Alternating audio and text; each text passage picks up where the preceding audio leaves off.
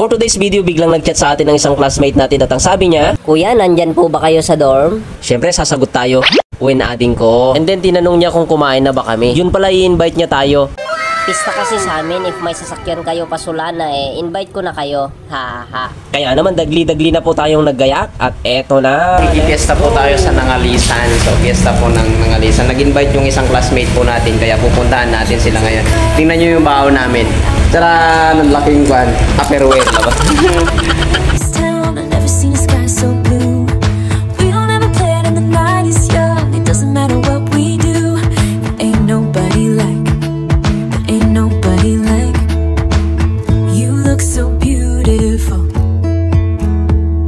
Ayun na si Cheo, naghihintay na sa labas. So ayan, nag-aabang na pala siya sa atin kanina pa.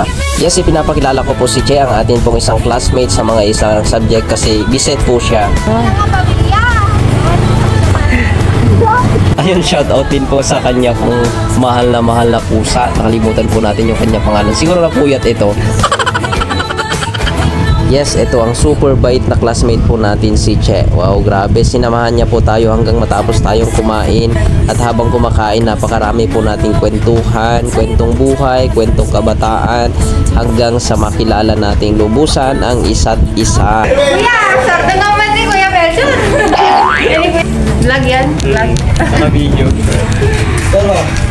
Yan, salamat sa isang napakasayang lunch, kwentuhan, and of course, sa isang napakasayang fiesta, celebration ng barangay ng Alisan. Pinakilala din po pala natin ang kanyang mama, isang OFW, at nakausap natin via Facebook Messenger. Na-discover din po natin, follower pala po natin siya sa ating mga vlog. Shoutout kay Ma'am Embebe Leones Bakhay. Ayun po, ingat po kayo dyan, ma'am. At maraming salamat po sa inyo pong panonood sa ating mga videos. Yun, no, napadaan din po pala tayo dito sa view deck ng Solana. At dito kitang-kita po natin yung Buntun Bridge. At mula dito sa ating kinaroroonan, kitang-kita po natin ang kabuuan ng Tuguegarao City.